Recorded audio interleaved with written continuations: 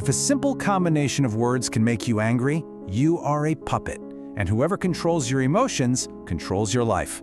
I will show you how to become completely untouchable. So let's get one thing straight. That emotional reactivity you think is power? It's not.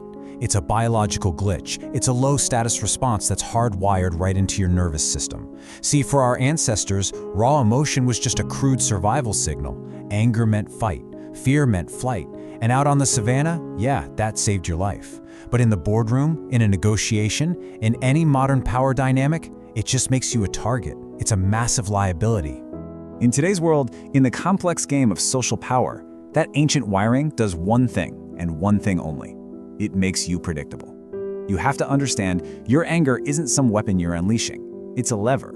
It's like a big, bright red button on your chest with a flashing sign that says, "Press here to control me."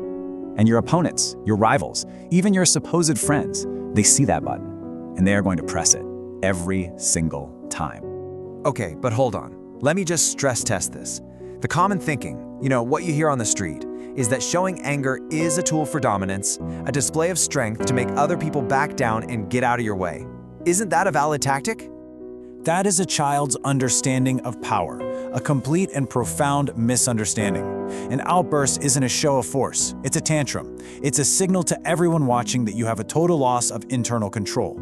To a real strategist, it isn't intimidating in the slightest. You know what it is? It's comical. It's a public confession of your own impotence. You are screaming to the world that some external stimulus just completely overwhelmed your ability to think. And in that moment, you are utterly, utterly helpless. And let's move away from philosophy and get right down to the biology of it.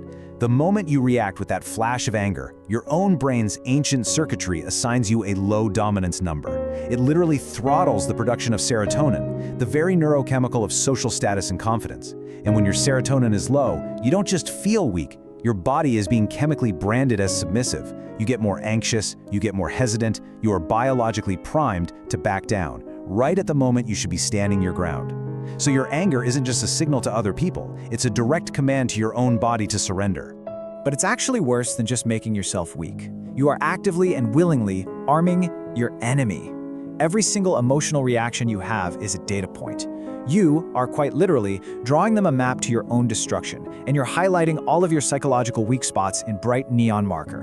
And this brings us right to one of the most critical and most lethally misunderstood laws of power. You need to read this and internalize it. The entire goal of a sophisticated opponent is to get you into an emotional state. Think about it. When the water is calm and clear, they can't see the fish.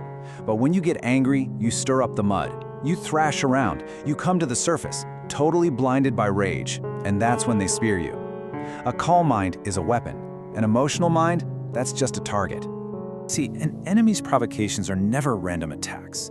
They're diagnostic tools. They are methodically probing you, testing you, searching for what Robert Greene calls the chink in your vanity. They're looking for that one specific button that makes you irrational.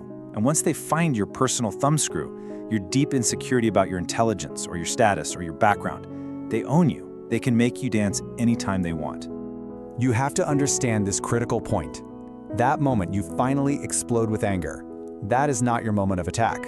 It is the precise moment your opponent has been patiently waiting for. It is the signal that your rational mind has gone offline and your primitive animal brain is now in charge.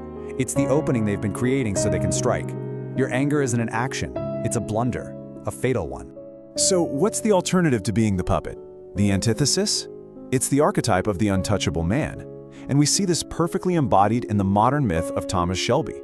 Here is a man who moves through a world of unbelievable violence and betrayal with this unnatural, terrifying calm. And that stillness he has, it's not a gift. He wasn't born with it. It's a weapon that was forged in the absolute hell of the First World War.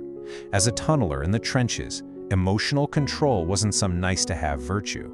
It was the only variable separating life from an instant, suffocating death underground. He literally converted his post-traumatic stress into a strategic superpower. His trauma became his armor. Let's be explicit here. Just look at the contrast. On one side, you have the puppet. He lives in the immediate present, totally consumed by the sting of some petty insult. His body language just screams weakness. He's tense, erratic, loud. His power is a pathetic illusion. Now look at the master. He doesn't react, he absorbs. A threat appears, and he actually becomes more still. He observes, he calculates, he lets the threat reveal itself completely. His focus isn't on his wounded ego, it's on the long-term objective. And that stillness, that is what creates true fear. It's the calm of a predator, not the frantic thrashing of prey. This right here is the ideal. He has a storm of emotion raging inside. We see it when he's alone, but the exterior he presents to the world is one of absolute strategic calm. Terrifyingly calm, that's the phrase. That's the goal. To be in control, not just at the controls. There's a universe of difference between those two things. Now, this level of control, It's not genetic. It's not some gift reserved only for the traumatized. It is a protocol. It is a system that can be learned, drilled, and perfected until it becomes pure instinct. Okay, the strategy sounds good in theory, but let's bring this into the real world. What about a public challenge?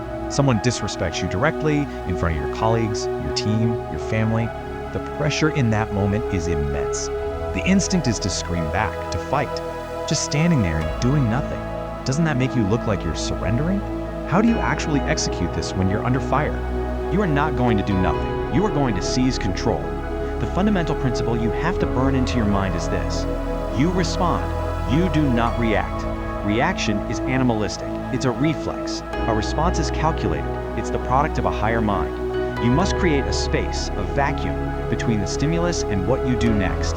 In that space, that's where your power lies. This is the protocol. 4 steps. You're going to drill them until they are automatic. Step 1, detach. The insult is not personal. It is a move on a chessboard. That's all.